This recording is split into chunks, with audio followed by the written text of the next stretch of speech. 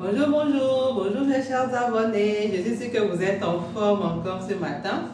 Et je sais qu'il y a beaucoup qui sont en jeûne, donc ils sont très calmes, ils sont en pleine méditation et ils sont en communion directe avec leur Dieu, leur Allah, tout ça.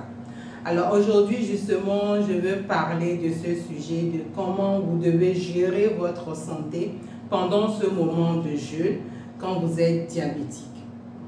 Moi, je suis le docteur Fernando Kwebi, médecin diabétologue.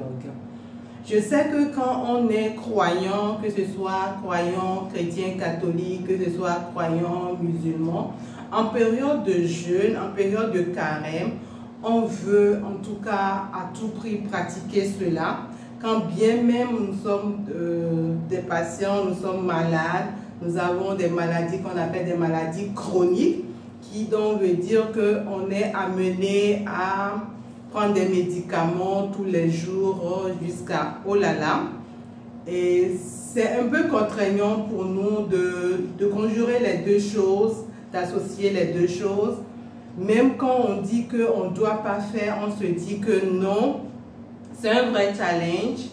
Le jeûne va me permettre donc de me guérir, le jeûne va me permettre, donc Dieu va me guérir, Allah va me guérir, donc forcément je me sens obligée de réaliser cela, de faire le jeûne.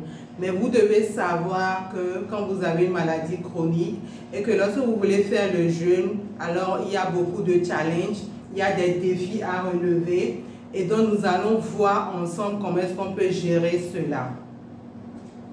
Alors, il y a certaines choses que vous devez savoir. On sait que le diabète, c'est lorsque le taux de sucre reste élevé dans le sang de façon permanente et cela va donc aboutir à un certain nombre de complications.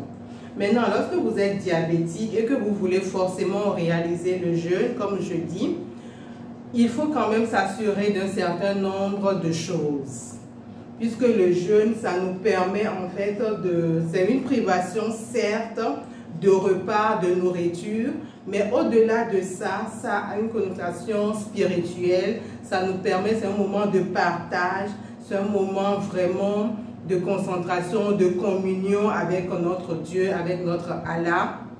C'est un moment où on se ressource, c'est un moment vraiment spécial pour nous et quand on est chrétien, on veut à tout prix en tout cas, pratiquer cela pour ne pas avoir un regard assez bizarre sur nous, pour qu'on dise que non, lui, avoir en fait des stigmatisations pour dire lui, il est croyant mais il ne pratique pas le jeûne, il est croyant mais il n'observe pas, alors qu'on sait qu'on a une maladie et ce n'est toujours pas aisé de pratiquer cela, mais on a un peu peur, on te griffe du regard de la communauté, du regard des autres et nous aussi, on veut montrer aux gens qu'on veut pratiquer cela, on a la volonté. Mais au-delà de tout ça, vous devez avoir à l'esprit que, attention, il y a des risques que vous pouvez encourir lorsque vous pratiquez donc ce jeûne.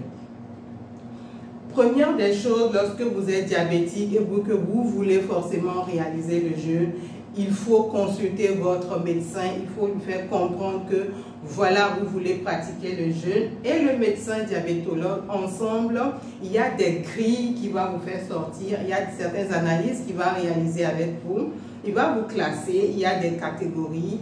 Si vous vous retrouvez dans la zone verte, ça veut dire que oui, vous pouvez réaliser donc votre jeûne sans problème. Lorsque vous vous retrouvez dans la zone orange, ça veut dire que, attention, vous pouvez réaliser, oui, mais il y a des risques de complications. Et lorsque vous vous situez dans la zone rouge, ça veut dire que non, normalement, il n'est pas du tout conseillé de réaliser le jeûne. Mais si vous insistez en tout cas à faire, le médecin peut vous accompagner, mais n'oubliez pas qu'il y a des risques de complications qui peuvent survenir à tout moment et cela n'est pas dans votre propre intérêt, puisque si vous êtes malade, je ne suis pas sûre que votre Dieu, votre Allah veut vous voir souffrir vraiment. Et donc il va comprendre, puisque même dans la Bible, dans le Coran, quand vous êtes malade, en tout cas, vous pouvez ne pas réaliser le jeûne. Donc ça, c'est la première des choses. Deuxième chose, lorsque maintenant on dit, ok, vous pouvez réaliser le jeûne, il faut à tout prix que quand bien même vous privez de nourriture, au moment où vous devez manger, que votre repas soit vraiment équilibré. C'est très important. Il faut privilégier donc les aliments qui sont vraiment riches en fibres. Il faut choisir les glucides assez complexes, donc le riz complet, des choses qui sont assez complètes pour que, en tout cas, vous devez avoir une alimentation assez équilibrée pour ne pas déséquilibrer donc votre diabète. C'est très important.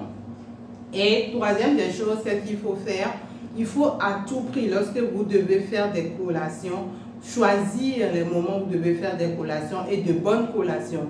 Puisque vous allez vous dire non, toute la journée je n'ai pas bu, je n'ai pas mangé, donc il faut que je prenne du jus sucré. Attention, vous pouvez vous retrouver dans l'autre catégorie, donc dans un contexte d'hyperglycémie, et cela va être vraiment nuisible pour vous.